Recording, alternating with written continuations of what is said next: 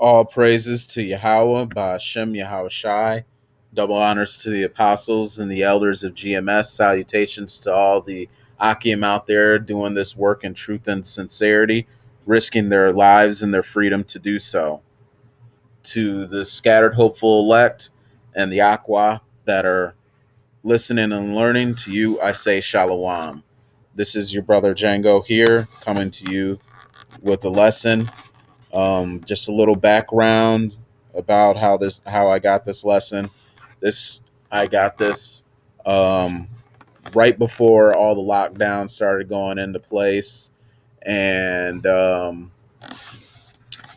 I I think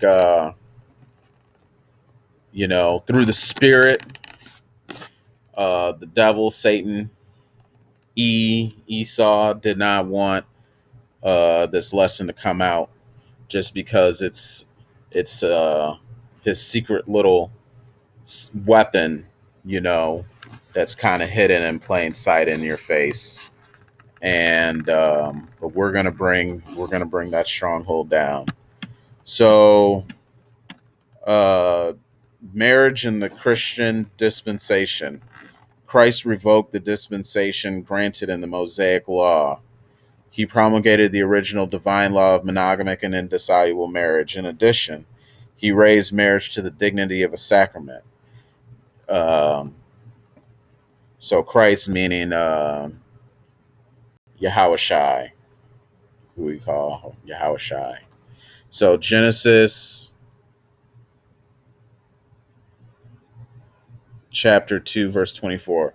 Oh, let me read on. So here it lists a bunch of verses, precepts out the Bible, which um, they say support their claim for monogamy, their practice of matrimony. So that lets you know that marriage did not start out, you know, um, where a man could only have one wife, um, you know, and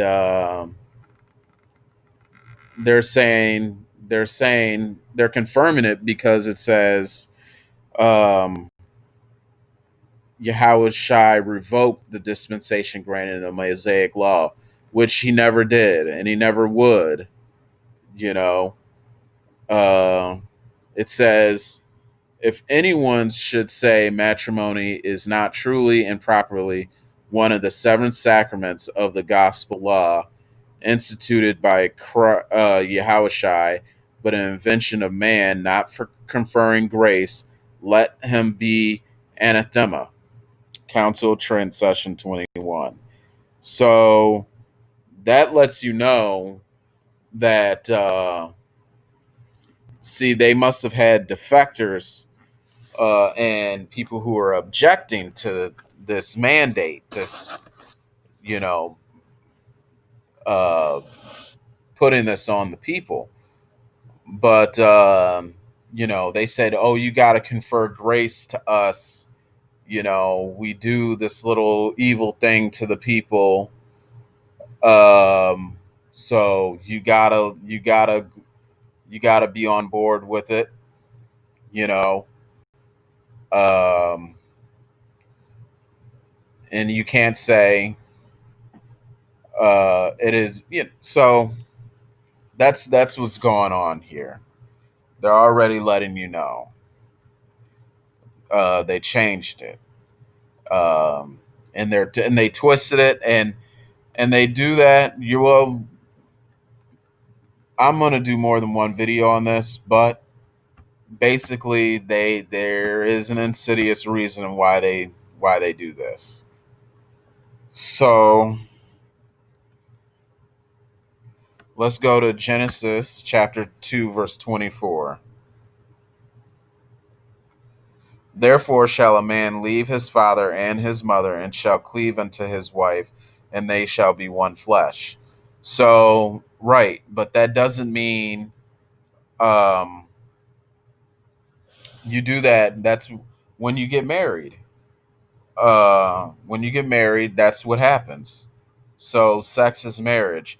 So this Christian ceremony that people have been doing here in America, and the exchanging of rings and a marriage license, that's not marriage. What constitute as marriage is when you have sex with a woman.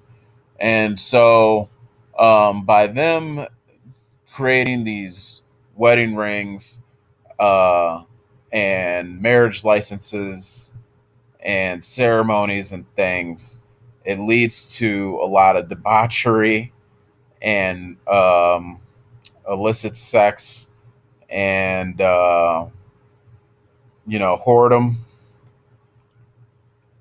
venereal diseases, and just a lot of madness. So um, if you go to the Blue Letter Bible and you go to Genesis chapter 2, verse 24, and you click on the tools and you go to that word flesh,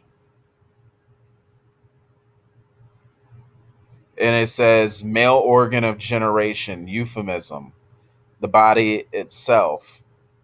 Um, that's the outline of the biblical usage. Um, Flesh from its freshness by extension. This is Strong's info. Okay, that word there is basar. Um and it's Strong's H1320. Okay, it even says kindred blood relations, so you can. That's not talking about monogamy.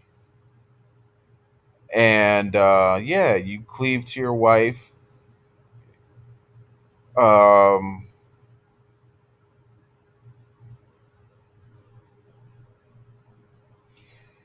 and then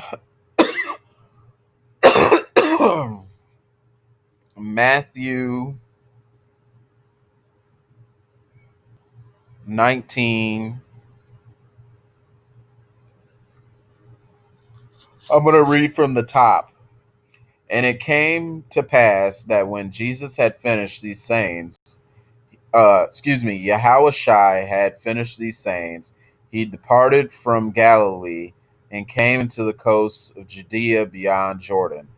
And great multitudes followed him, and he healed them there.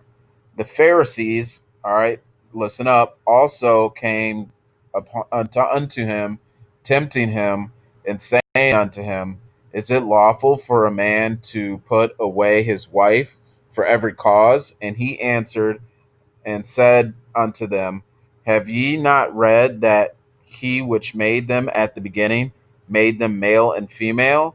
And he said, for this cause shall a man leave father and mother, and shall cleave to his wife, and they twain shall be one flesh. Okay, wherefore they are no more twain, but one flesh. Uh, what therefore God hath joined together, let no man put asunder. And then they go on to say, they say unto him, why did Moses then command to give a writing of divorcement and to put her away? Okay, he saith unto them, Moses, because of the hardness of your hearts, suffered you to put away your wives, but from the beginning it was not so.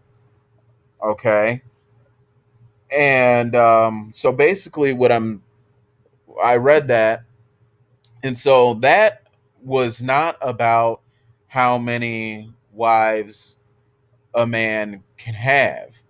That is about divorce. Okay, um, and the they're saying that you can't divorce a woman, and Yahushua says actually that you can. And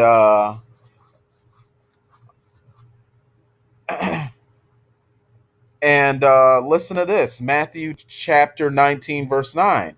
And I say unto you, whosoever shall put away his wife, except it be for fornication, and shall here, except it be for fornication, and shall marry another, committeth adultery. Okay, and whoso marrieth her which is put away, doeth commit adultery. So basically, what that's saying is, let's that the adultery would come in for a man if he puts away a woman and then marries another woman. That's adultery. You can't do that. So you can marry a woman, okay, and then marry another woman, okay, and but y'all are then you have two wives, and you have to and you have to stay together, and that's the way it's set up. And it also says so yeah, that is about divorce. That's not about the number of wives a man can have. So let's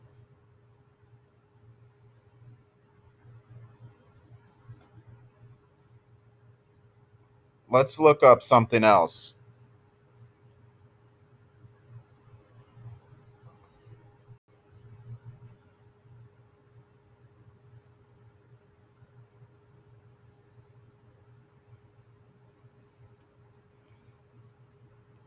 We're going to go to, let's see if I got it marked in here.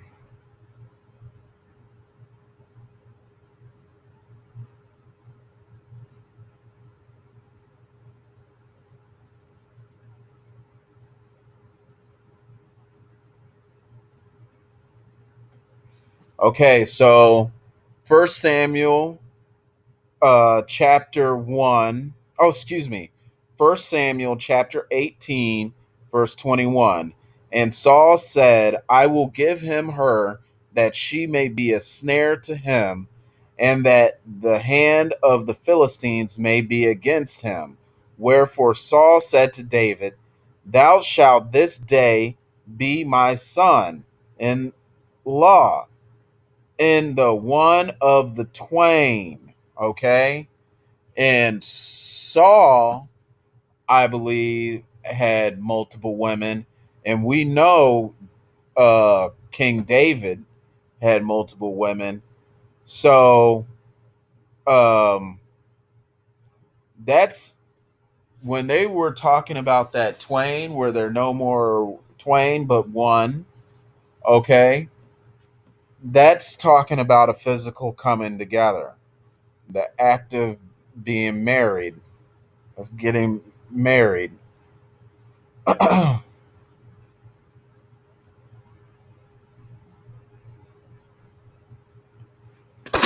and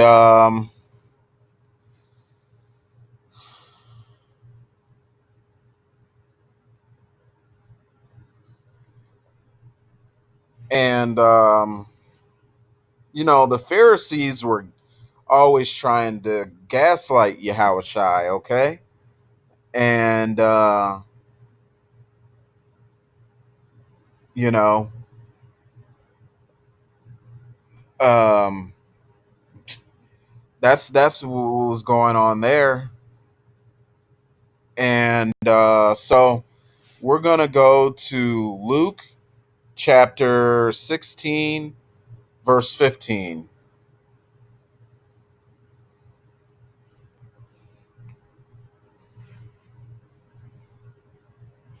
And he said unto them, Ye are they which justify yourselves before men, but God, Yahweh, knoweth your hearts. For that which is highly esteemed among men is an abomination in the sight of God, or in the sight of Yahweh. So right there, this is a verse you gotta see the enemy, the adversary. He wants to. He's a gaslighter. He's constantly gaslighting, and so he will. They will take scriptures that they might know, and then they'll use them to gaslight you. And basically, they're saying, you're doing this because you're prideful, and you can't lead. You don't want to lead a meek or humble life or something, and um, they were trying to say you're into vanity, um, and you know they're trying to say that, oh yeah, the Lord knows your heart. But the thing is, I believe in the book of Job.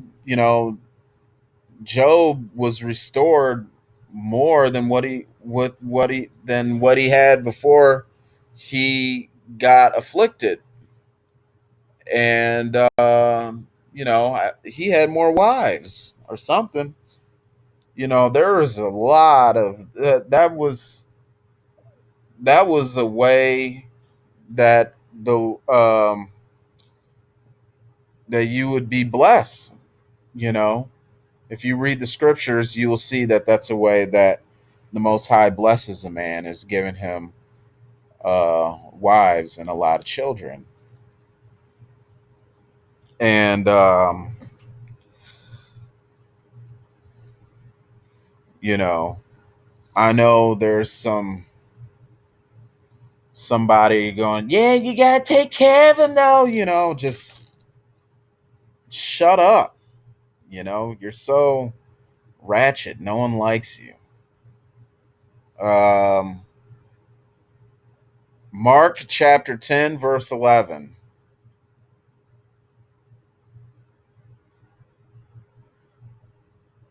um And he saith unto them, whosoever shall put away his wife and marry another committeth adultery against her. And if a woman shall put away her husband and be married to another, she committeth adultery. So, right. Now, that doesn't mean that you can do polyamory, because it says, you know, back in Matthew chapter 19, that you can put away your wife for fornication, or adultery. The woman is only supposed to be with her husband. She's supposed to be with one man, and um, that's just the way it goes, you know. And if you don't like that, take it up with the Most High. But if you want to be carnal and scientific, um, he knows that Esau knows that women hopping from penis to penis is actually detrimental to civilization, to her race of people, and causes a lot of diseases and causes people to be stupid and weak and sick. So, um, we'll talk more about that later, though. Then there is First Corinthians chapter 7 verse 2, and it says, nevertheless, to avoid fornication, let every man have his own wife, and let every woman have her own husband. So they'll say that that's singular there. But if you have more women than you do men, then you have to practice polygamy. And that is saying, that is talking about avoiding uh, fornication. Uh, it also, if you go up, it says, now concerning the things whereof you wrote unto me, it is good for a man not to touch a woman. Nevertheless, to avoid fornication, uh, let every man have his own wife, and let every woman have her own husband. So that's talking about, yeah, to avoid fornication, but that's not saying you can only have one wife. These passages that they use, it's always talking about something else. The subject is always something else. And if you read the Bible, it'd be very direct and very specific when it's talking about um, how you're who you're able to have sexual relations with, who you're not able to have sexual relations with, and it talks about if you do have more than one wife, you know what is your duty of marriage to those women. The minimum duty of marriage to those to the women, the guidelines. So you got to work within scriptures, the laws, so to speak. um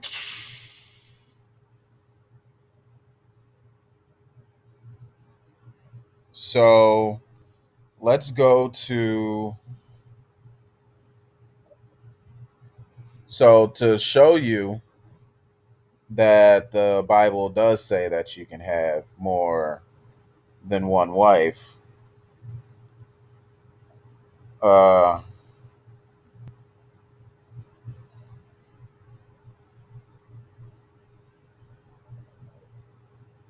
it'll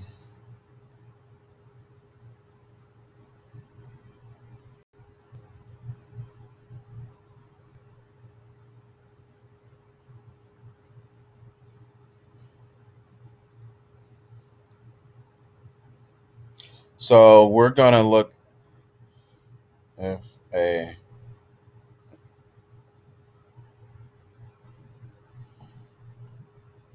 we're gonna look this up. Okay, so Exodus chapter 21 verse 10. All right. If he take him another wife, her food, her raiment, and her duty of marriage shall he not diminish. Right? Yeah. And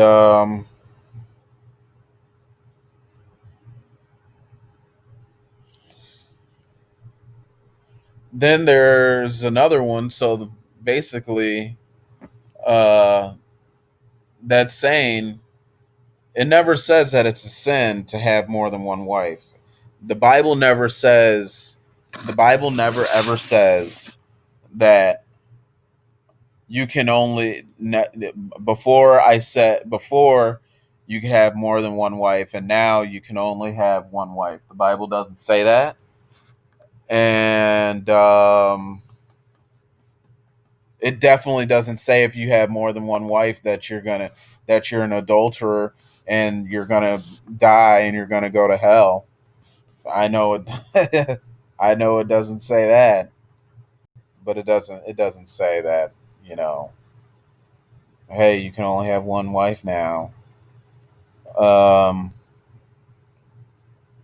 and then it says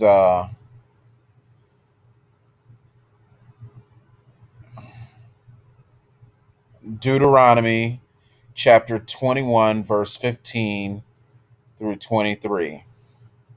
If a man have two wives, one beloved and another hated, and they have borne him children, both the beloved and the hated, and if the firstborn son be hers, that was hated, then it shall be, when he maketh his sons to inherit that which he hath, that he may not make the son of the beloved firstborn before the son of the hated, which is indeed the firstborn, but he shall acknowledge the son of the hated for the firstborn, by giving him a double portion of all that he hath, for he is the beginning of his strength, the right of the firstborn is his. If a man have okay, so yeah, that there's laws set up around the way the Israelites are supposed to live and govern, and to prove this is in the law, you know. So they're saying that Yahushua revoked these dispensations and the Mosaic law, you know, um, and that's not true. All right, because if you go to Matthew chapter 5, verse 18, it says, okay, hold on. Think not, excuse me, Matthew chapter 5, verse 17 through 20. Think not that I am come to destroy the law or the prophets. I am not come to destroy, but to fulfill. For verily I say unto you, till heaven and earth pass, one jot or one tittle shall in no wise pass from the law to all be fulfilled. Whosoever shall break one of these least commandments and shall teach men so, he shall be called the least in the kingdom of heaven. But whosoever shall do and teach them, the same shall be called great in the kingdom of heaven. For I say unto you that except your righteousness shall exceed the righteousness of the scribes and the Pharisees, ye shall in no case enter into the kingdom of heaven. All right? And um, that's basically what it is, you know. Um, so I think I'm gonna shut it down there, you know. Um, all right, until next time, to the next time I see you, Shalom.